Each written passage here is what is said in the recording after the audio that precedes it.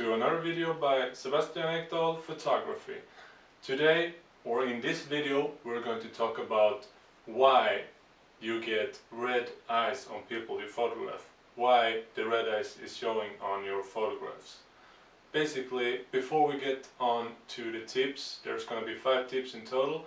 Before we get on with those tips, I just want to explain a little bit why the persons you're shooting or the animal or whatever it is you're photographing that has eyes, why they appear red on your photos. It's because you're using the flash on your camera. The flash, often when this happens, often when you see the red eyes on the people's eyes, it's because it's often a dark environment you're shooting in. The camera chooses to put the flash on, or you do it by yourself because you want the flash and there is just not enough light, so you're using the flash, you're shooting it, and when you're in a dark environment your eyes, the pupils gets bigger, I think. But when you photograph there's a big flash coming, a big light coming to the eyes, and it's hard for the eyes to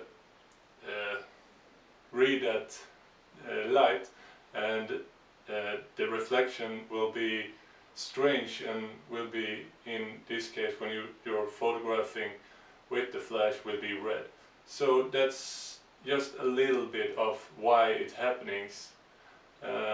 You can read a lot more on if you search on the internet about why this happens. But in this video we're going to give 5 tips on how you can actually prevent this and how you can work against it, so that you don't have to have this red eyes on the people or animals you're shooting. Tip number 1. Turn off the flash. Sounds easy, I know. Just turn off the flash on your camera. In that case there won't be any harsh light, any strong light immediately to the subject you're photographing, to their eyes. So turn off the flash. Problems with this is that you often want to use the flash when there isn't any other lights. So check out this guy to my left, to my right, to your left, what he is doing. As you can see, he turns off the flash, and he needs, when he turns off the flash, he needs something else, some else light. So he looks after another light source, which in this case is a lamp. He faces the lamp straight up to the roof and turns it on, so the room gets brighter. Might be a bit awkward if you're like, say you're having a family dinner or something like that, and you're like, hey guys, can you wait a minute, I want to take a photograph, but I don't want your eyes to be red, so I'm just gonna get a lamp. And yeah, you got it, but at least if you do it like this, you don't get the red eyes. Tip number 2. Use the red eye reduction flash. Most cameras today have a built-in function for this, to prevent the red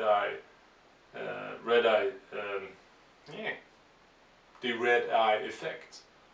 So if you have that on your camera, you can turn it on. It's the red eye reduction flash often. So if you turn it on, it's something, it's like a flash, but it's not the ordinary flash. It's like the flash fires first one time and then waits a bit and then fires again. So I'm not gonna go into how it works, but check your camera, if you got it, use it. Tip number 3. Look away!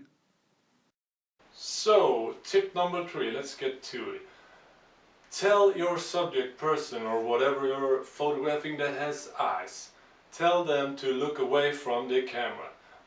If you have to photograph them when they're facing the camera and they're looking at your camera, then this won't work.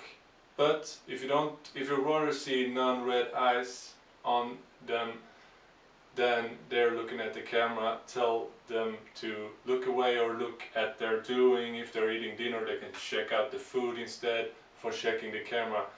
It often when they take photographs like that, it's kind of more often more interesting to see what they're all doing if they're sitting around the table or sitting in the sofa. See when they interact to each other or interacting with the stuff they're doing instead of everyone looking at the camera. So that's a pretty good tip, I think. Tip number 4. External flash bounce style.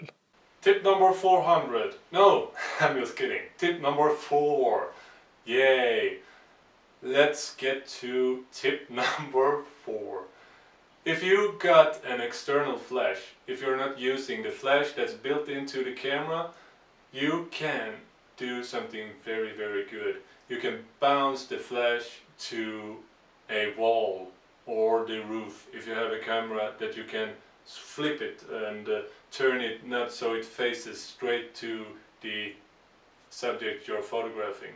Not all of you may have this, I know, but if you got it, face it up to the roof, and then you won't get the flash straight into the eyes. Instead, it will bounce to the walls or to the wall you chooses, and the light will be more overall and not just so hard on, straight on.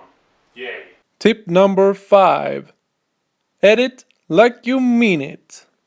If you're into editing, afterwards, after you're taking your photos, this is a very good thing to do. To actually, if you take your photos and you know the red is showing on the eyes and you're like, hey, this is no problem, I can fix this later on my computer, or even in your camera already, or if you got a cell phone or something like that that already have this built in, you can change it pretty easy. But you don't want to mess too much, that's what I think. You don't want to mess too much with the eyes of the people you're shooting or the animals, because the eyes is pretty special to the people you're shooting. So it can change too much. You don't want to mess too much with that. So that were the 5 tips of this category. Red eye, to prevent the red eye effects. I can say it again, but I don't want to. Please subscribe to the channel if you like this, and there will be a lot more of these videos, I'm sure of it, because I love making it and I love interact with other photographers or whatever you're into. Thanks for watching this video, and remember, have fun photographing. Peace out!